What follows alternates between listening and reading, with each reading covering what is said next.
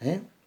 Ellos dicen que es un guerrillero, ¿no?, que reprendía a los jefes religiosos, ¿eh?, y a los ricos. Ven su muerte como martirio por la causa. La mayoría lo consideran un buen hombre, pero no divino. Bien, ¿qué creemos? ¿Qué creemos los cristianos verdaderos sobre nuestro Señor Jesucristo? Que si bien es cierto que Jesús reprendía a los jefes religiosos por su hipocresía, pero el Señor llamaba a todos, ricos, pobres, a creer en Él,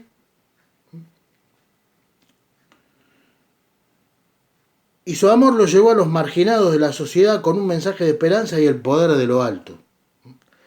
Tocó a los leprosos y los sanó, dialogó con una samaritana despreciada por los de su pueblo y le señaló el camino de la salvación.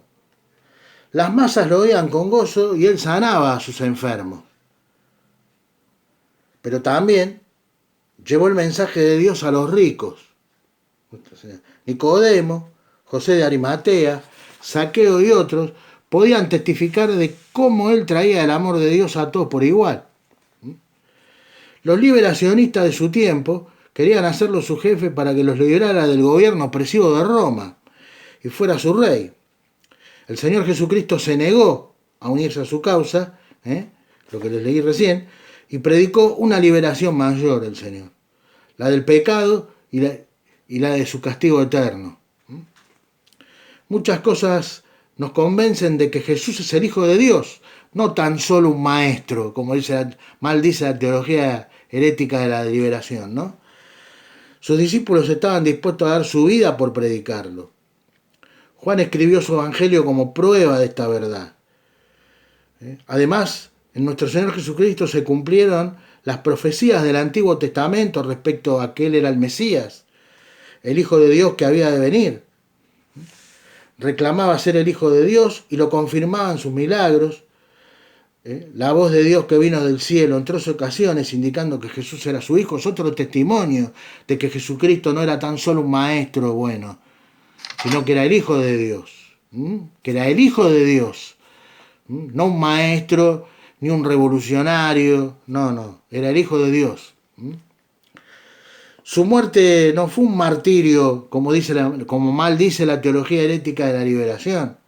Su muerte no fue un martirio por una causa política, sino el cumplimiento del propósito para lo cual se había hecho hombre, el sacrificio voluntario en nuestro lugar.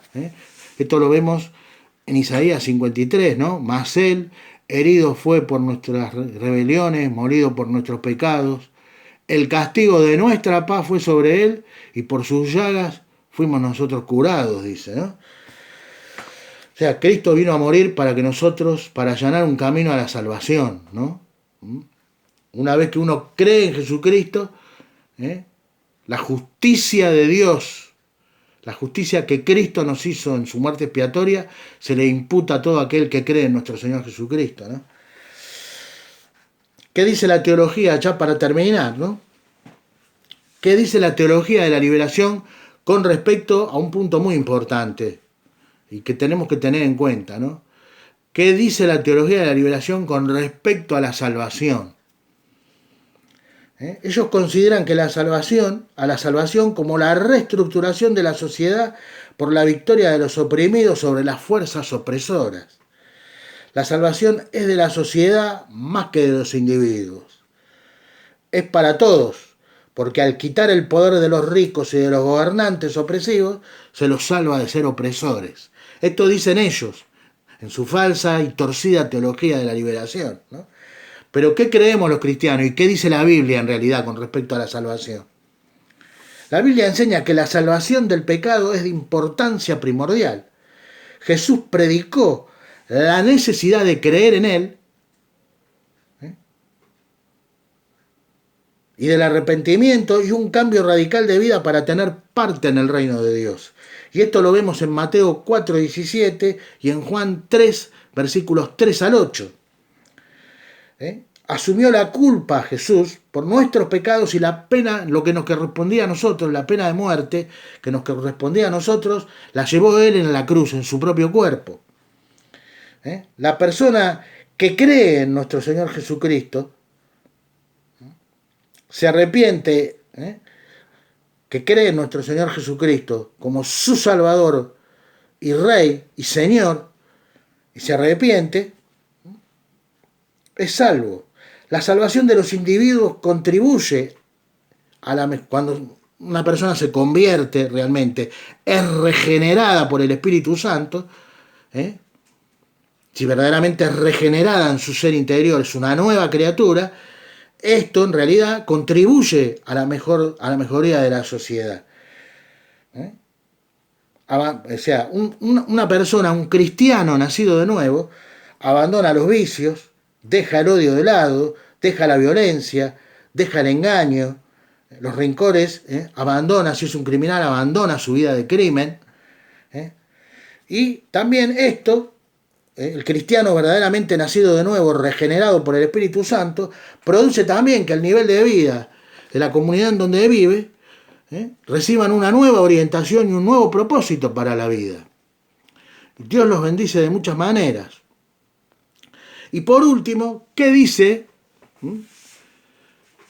¿Qué dice lo de la teología de la liberación con respecto a la vida venidera? O sea, cuando partamos de este mundo, y lo vamos a contrastar con lo que en realidad dice la palabra de Dios. ¿Qué dicen los de la teología de la liberación? Ellos dicen con respecto a la vida venidera, o sea, la vida futura, la meta de los liberacionistas es justicia en la tierra lograda por la fuerza humana, por los esfuerzos humanos. Pero ¿qué dice la palabra de Dios? Contrariamente a lo que dice esta herejía herética de la teología de la liberación. La palabra de Dios dice que los cristianos creemos que nos esforzamos y oramos para que venga el reino de Dios a la tierra, para que la justicia de Dios venga a la tierra. Ven Señor Jesús, ¿no? Maranata, ven pronto Señor Jesús. Pero vemos que la humanidad se corrompe más y más. Entonces, ¿qué estamos esperando nosotros? Nosotros esperamos que sea el Señor Jesucristo mismo quien va a derrotar a los poderes de las tinieblas. Como les dije antes, en el Apocalipsis está y nos revela claramente que será nuestro Señor Jesucristo quien traerá el reino a la tierra en el milenio y quien va a derrotar a los enemigos de Dios. Está escrito en la misma palabra de Dios, que será Dios mismo, no es la fuerza del hombre, no es la iglesia trabajando, esforzándose para traer la justicia, y una vez que lo logre, Cristo va a venir y va a reinar. No, por fuerza humana es imposible que se instale el cristianismo. No será eso. Aparte, la misma Biblia no lo dice, el mismo libro de Apocalipsis no enseña eso. Enseña que va a ser nuestro Señor Jesucristo mismo quien traerá su reino a la tierra. Eso está en Apocalipsis capítulo 19, léalo, la batalla de Armagedón. Esperamos entonces que se cumpla la profecía en donde Cristo volverá, juzgará a las naciones, destruirá las fuerzas satánicas y establecerá su reino de justicia, su reino milenial de justicia y paz en la tierra. Esto lo vemos en Apocalipsis 20 y en el capítulo 20 y en el capítulo 22 de Apocalipsis.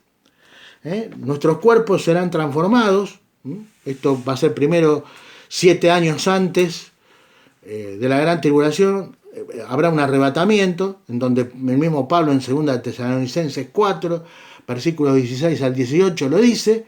Los cristianos serán arrebatados para luego de ahí venir 7 años de la gran tribulación, donde va a estar el gobierno mundial del anticristo, y al final de esos 7 años nuestro Señor Jesucristo regresa para ya sí guerrear contra el gobierno mundial del anticristo y las naciones que se van a unir a él en este gobierno mundial, que ya lo tenemos acá, ya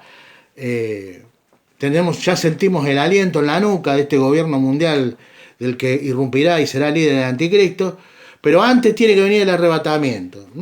Al final de esos 7 años, como les decía, volverá el Señor Jesucristo, derrotará al anticristo y a las naciones que se unan a su gobierno mundial, de nuevo orden mundial, y después el Señor Jesucristo, una vez hecho esto, va a instaurar su reino por 1000 años. Y ahí va a venir el verdadero nuevo orden mundial de paz y justicia, va a ser traído por el Señor Jesucristo, no por el anticristo, ni por la iglesia. Los cuerpos de los creyentes que sean arrebatados van a ser transformados, los muertos que murieron en el Señor van a ser resucitados, también van a ser arrebatados, previo a la aparición del anticristo. Y también al final va a haber resurrección de muertos, ¿no? Después de los 1000 años, ya voy a hablar en otro video sobre esto, sobre los 2 juicios que va a haber. Al final del milenio va a ser el juicio ante el gran trono blanco, que ese va a ser un juicio de condenación.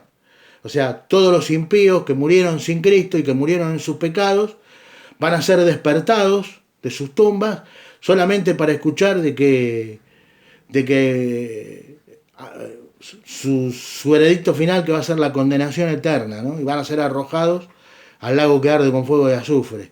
Al final del milenio va a ser el juicio ante el gran trono blanco. Es un juicio de condenación. Bueno, acá lo quiero dejar hoy. Esto quería hablar hoy sobre esta doctrina, falsa doctrina, que también hoy está muy infiltrada, que comenzó su infiltración por medio de la Iglesia Católica, de la Iglesia de Roma, pero que en muchas iglesias evangélicas, cristianas evangélicas, está engañando a muchos. El dominionismo o reino ahora es un producto, en su raíz, un poco de esta teología de la liberación, ¿no? Así que bueno, hermanos, espero que les haya gustado este nuevo video de la palabra revelada. Yo trato de un poco enseñar esto, ¿no? En este canal, las falsas doctrinas, cómo identificarlas, tratar de conocerlas en profundidad, pero el gran paso lo tienen que hacer ustedes, o sea, es escudriñar las Escrituras, porque es en las Escrituras donde nuestro Señor Jesucristo nos entrena en el discernimiento de toda falsa doctrina, de todo falso apóstol que hoy pulula y de todo falso profeta que hoy pululan en muchas congregaciones. Bueno, les agradezco que estén ahí, compartan este video con quien ustedes crean que les puede ayudar o que les puede gustar.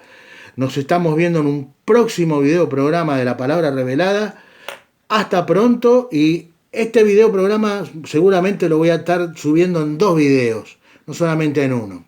Así que les mando un cálido abrazo, que Dios los bendiga mucho. Agárrense de la palabra de Dios porque vienen tiempos muy oscuros, en lo mediato y en lo inmediato. Abracen a la palabra de Dios, agárrense del Señor, canten alabanzas, oren y estudien la palabra. Aférrense al Señor Jesucristo porque Él está a punto ya de venir a buscarnos y arrebatarnos a su presencia. Chau, chau.